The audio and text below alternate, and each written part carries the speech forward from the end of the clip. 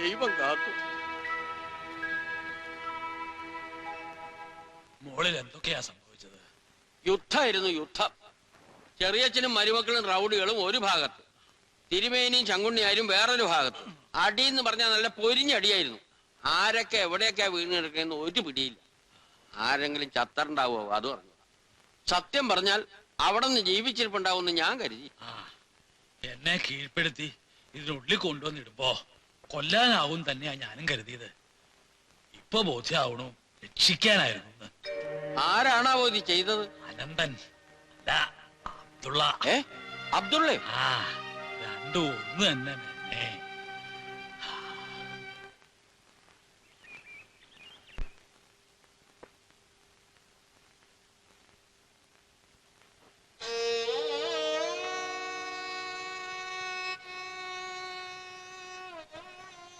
മുഖം കാണിക്കാതെ പോകാൻ മനസ്സ് വന്നില്ല.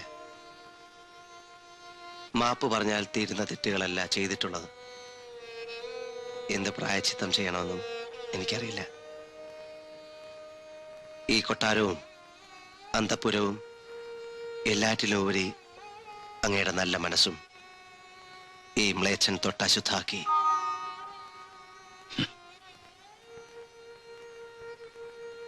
പുച്ഛിച്ചോളൂ. പണത്തിന്റെ അത്യാവശ്യം കൊണ്ട് മാത്രമാണ് ഇങ്ങനെ ഒരു സാഹസത്തിന് ഞാൻ പുറപ്പെട്ടത്. ഓർമ്മ വയ്ക്കുന്നതിന് മുമ്പ് എനിക്ക് നഷ്ടപ്പെട്ട ബാപ്പയുടെ പേരിന്റെ മേൽവിലാസം മാത്രമേ എനിക്ക് സ്വന്തമായിട്ടുള്ളൂ. ബാപ്പ താമസിച്ചിരുന്ന വീടും സംഗീതോപകരണങ്ങളും എൻ്റെ ഉമ്മയുടെ തോരാത്ത കണ്ണീരുമാണ് എന്നെ ഒരു പാട്ടുകാരനാക്കിയത്. പക്ഷേ എങ്ങും എത്തിയില്ല. തീരാത്ത കടത്തെ മുങ്ങിയപ്പോഴും എൻ്റെ ഉമ്മ എന്നോട് പറഞ്ഞു, ഈ വീട് വിട്ട് കളയരുതെന്ന്. ബാപ്പ ഇവിടെ ഇരുന്നാണ് പാടിയത്. ഈ ചുവരുകൾക്ക് ബാപ്പയുടെ സ്വരം അറിയാം. ഈ സിത്താറിലും വീണയിലും ബാപ്പയുടെ വിരലോടിയതാണ്. പക്ഷേ പാവ ഉമ്മ, ബാപ്പ ജീവിച്ചു മരിച്ച ആ വീടിന്റെ തിണ്ണയിൽ കിടന്ന് മരിക്കാൻ എൻ്റെ ഉമ്മയ്ക്ക് കഴിഞ്ഞില്ല. ആ വീട് കടം തീർത്ത് സ്വന്തമാക്കാൻ എന്തും ചെയ്യാൻ ഞാൻ തയ്യാറായിരുന്നു. പക്ഷെ ഉദയവർമ്മ തിരുമനസിനോടൊപ്പം ഉറങ്ങാൻ വരെ അർഹതയുണ്ടായിരുന്നിട്ടും ബാധ്യതകൾ മാത്രം ബാക്കി വെച്ച അമീർ ഖാൻ സാഹിബിന്റെ മകന് അങ്ങനെ എന്തും ചെയ്യാൻ കഴിയില്ലെന്ന് ഇപ്പൊ മനസ്സിലായി. കഴിയുമായിരുന്നെങ്കിൽ ബോംബെയിലെ വേശ്യാ തെരുവുകളിൽ ആ ബാപ്പയുടെ മകന് പാടി നടക്കേണ്ടി വരുമായിരുന്നു. തിരുമനസ്, ഞാൻ ചെയ്തുപോയ തെറ്റിന് ഒരു പഴയകാല സുഹൃത്തിന്റെ മകൻ എന്ന നിലയിൽ മാപ്പ് തരാൻ കനിവുണ്ടാകും.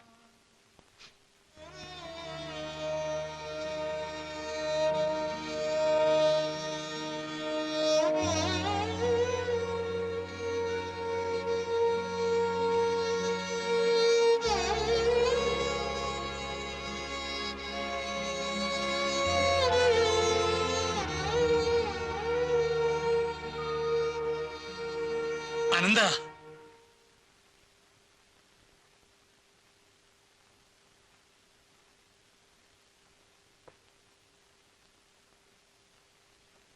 അമീർ ഖാൻ സാഹിബിന്റെ മകനോട് ഞാൻ പുറത്തിരിക്കുന്നു.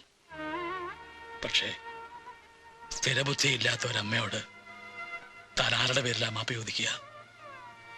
ഒന്നുറക്ക കരയാൻ പോലും അറിയാത്ത എന്റെ മകളോട് താൻ എന്ത് ന്യായ പറയുക?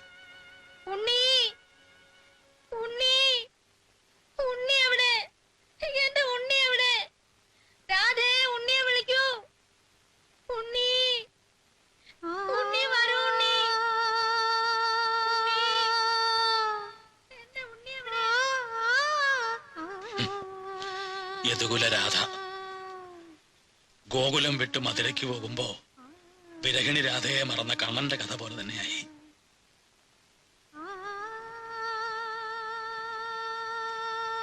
തിരുമനസേ, മ്ലേച്ഛനും ദരിദ്രനുമായ ഒരു അബ്ദുള്ള അല്ലായിരുന്നു ഞാനെങ്കിൽ. മ്ലേച്ഛന്മാരൊക്കെ പടിക്ക് പുറത്തായില്ലേ? പൂണൂലിട്ടത് കൊണ്ടായില്ല. ബ്രാഹ്മണൻ എന്ന് പറഞ്ഞാൽ ബ്രഹ്മജ്ഞാനമുള്ളവൻ, ഈശ്വരനെ അറിയുന്നവൻ എന്നാണ് അർത്ഥം. സംഗീതം ഈശ്വരനാണ്. താൻ സംഗീതം അറിയാവുന്നവനാണ്.